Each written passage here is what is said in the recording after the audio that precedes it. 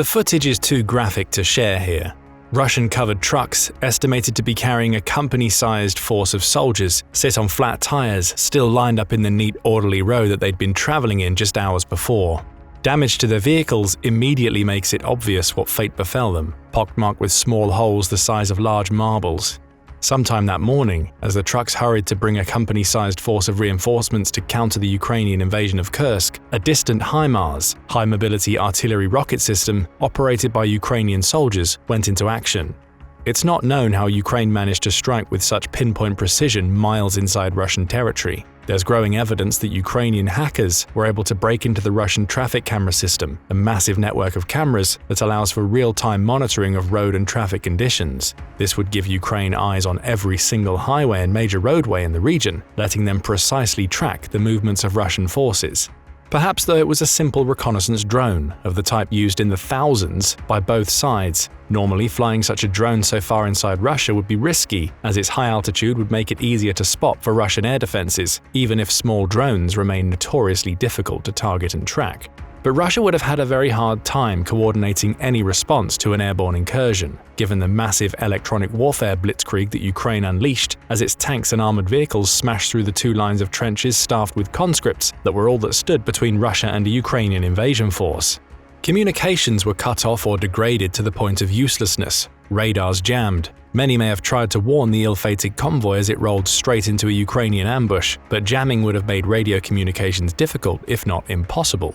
Given the disorganized nature of Russia's defense of Kursk, it's likely nobody knew what was waiting for the convoy. Seemingly zero precautions had been taken to secure the movement of troops against Ukrainian precision attacks. Moments after being detected, rockets loaded with hundreds of submunitions were screaming through the sky, bursting open a mile or so from their target and unleashing what Iraqi forces facing American weapons would call steel rain. Vehicles were instantly shredded, and dozens of troops sitting in the flatbeds never knew what hit them. Footage and photos from the strike show soldiers heaped on top of each other inside the trucks, falling over dead and onto each other on the floor of the truck as they were instantly killed. The photos and video would make its way around the internet within hours of being shot. Inside Russia, tight media controls would prevent them from being shown on television news reports or printed on newspapers, but many Russians have long ago adopted alternate means of keeping themselves informed. Platforms like Telegram, VK, WhatsApp, and even TikTok would host videos and photos of the carnage, reaching millions of Russian citizens. Most shocking of all, though, was the fact that this was not footage from the distant battlefields in Ukraine, and it wasn't contract Russian soldiers dead in their trucks. Many of these were conscripts, kids aged between 18 and 24, serving their mandatory year of military service, and they had died a terrible death just meters away from the front lawns of Russian homes. Things would quickly take a turn for the worse. News of the Ukrainian invasion of Russia's Kursk region broke slowly. Tight media controls hamper the flow of information, but the ineptitude of Russian military command, its federal agencies, and a healthy amount of disinformation efforts by Ukrainian intelligence all serve to significantly obfuscate the reality inside the besieged oblast.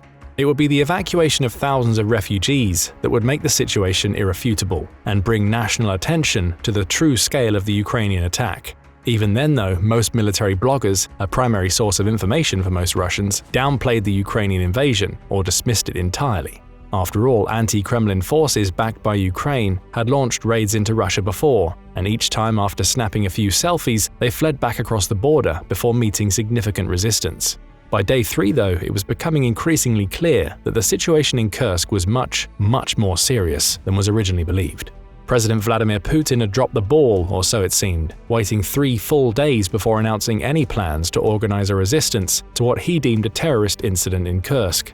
This hints strongly that the Kremlin was completely blindsided and that it was struggling to come up with a realistic response plan to the invasion. Local officials, however, were fully aware of the scope of the disaster, as 75,000 residents fled the fighting in the first few days alone. During one televised meeting, an acting regional governor was chastised and silenced after stating that Ukrainian forces had seized 28 villages and made the situation, quote, very difficult.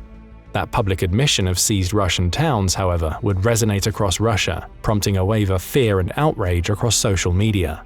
It was difficult to get a clear picture of the situation in Kursk, prompting even more Russians to turn to mill bloggers on platforms such as Telegram. Many attempted to toe the Kremlin line and downplay the situation in Kursk, but others offered a much more sobering and honest account. Russian defenses had either been bypassed or completely collapsed. Troops are being cut off and surrounded. It was a repeat of Ukraine's famous Fall 2022 counterattack, only it was happening on Russian territory.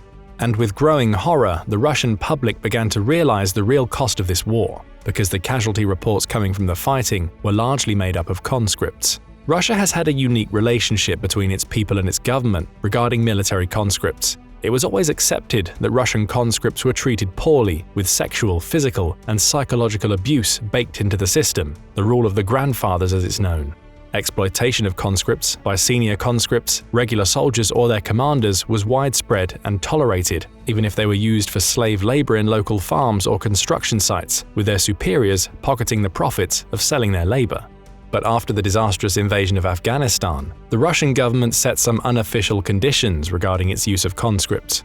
The high casualties prompted Russian mothers to launch a national movement that threatened serious political turmoil, and the Kremlin would make a social contract with its citizens. If they allowed the government to do as it pleased, it wouldn't interfere much in their lives, and conscripts would not be used to fight outside of Russia. Thus, conscripts have been largely kept out of Russia's expeditionary fighting, though they were used in both Chechen wars and in a limited scope inside of Ukraine. The use of conscripts in Ukraine, however, set off a firestorm of controversy so intense that Vladimir Putin himself met with the mothers of killed conscripts months after the invasion of Ukraine, ensuring them that no more will be sent to the front lines. While there are still reports of conscripts inside Ukraine, it seems that the military has largely kept its promise and honored Russian law forbidding the use of conscripts in expeditionary roles. It's strange that conscript casualties will be so controversial in a society that regularly tolerates truly apocalyptic levels of normal casualties, and even the use of human wave meat grinder tactics. Yet these individuals are contract soldiers, people who chose to be there and accepted the risk, or they're prisoners, serving in the most dangerous positions for a chance at redemption. Russians accept these casualties even at levels that would prompt an immediate congressional investigation back home in the United States. But Russians are extremely sensitive to the deaths of conscripts, and that's bad news because as Ukraine forced its way into Kursk, this was largely all that stood in their way.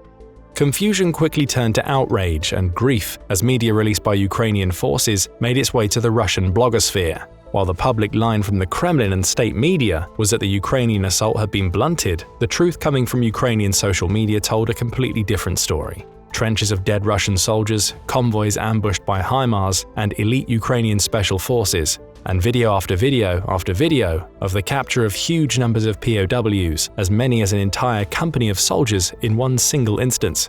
Russian POWs, many of them conscripts, had their hands duct taped over their eyes to immobilize and blind them as they were transported back across the border to prison camps. Interviews with 18-year-old soldiers gave truth to the harrowing tale of their capture. Entire units decimated by far superior Ukrainian firepower, with the survivors quickly attempting to surrender. Once more, it was Russian mothers who were the first to organize, launching a social media movement to bring attention to the plight of conscripts. Within days of the invasion, at least 52 Russian families were inquiring with the Ministry of Defense on the status of their sons stationed in Kursk. A Change.org petition was created, imploring President Vladimir Putin to withdraw conscripts from combat operations, citing inexperience and a lack of weapons. Launched on August 7th, the petition had just over 9,000 signatures on August 15th. A full-scale offensive is currently taking place in our territory. Please save the lives of untrained soldiers in combat, read the petition. Unsurprisingly, the Kremlin was silent on the matter. In the subsequent days, even more casualties and POWs would follow. Russia had relied heavily on the use of conscripts on its border, believing that Ukraine would never dare invade Russia thanks to Putin's heavy use of nuclear threats to intimidate the West. These forces had little to no training and very poor equipment. According to one captured conscript, he went to the shooting range only one time and fired 2 rounds. That would be the culmination of his military training before being sent to Kursk to guard the border. Member of the State Duma Andrei Gurylev would try to assuage Russian fears, stating shortly after the invasion that, quote, "In this conflict, conscripts in the Kursk region successfully defended an entire brigade's assault, and not a single soldier was lost." The truth was significantly different from his public statement, and Russia was finding loopholes around its social contract with the Russian people to not send conscripts into combat.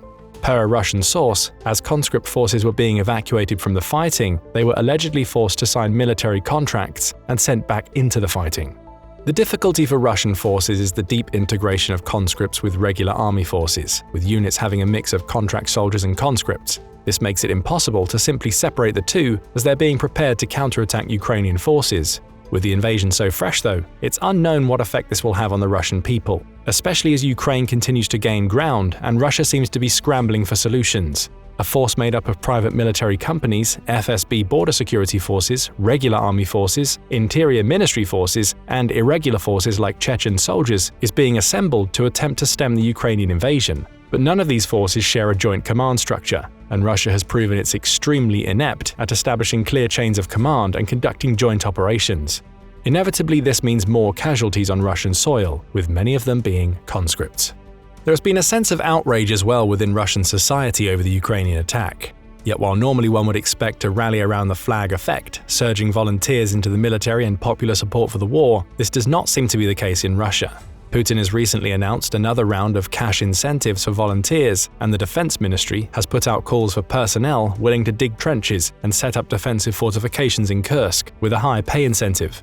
The use of high pay packets strongly indicates that despite Russian territory being invaded, the expected surge of patriotic volunteers to join the army has not happened, though the situation is still early and things may change.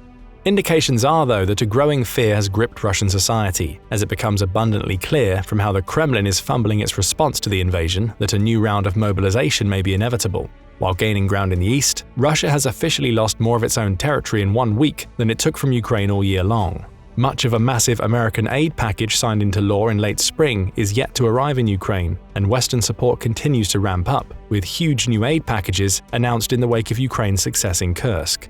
If Russia is unable to defend its own territory and push out a Ukrainian assault with the forces it has, the public has little illusion about what might come next. Putin, however, clearly fears a fresh mobilization, given how deeply unpopular the last partial mobilization was.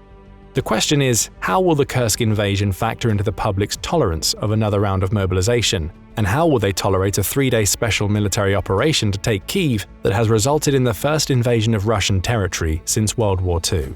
Now go and check out why Ukraine's invasion of Russia has changed everything, or click this other video instead.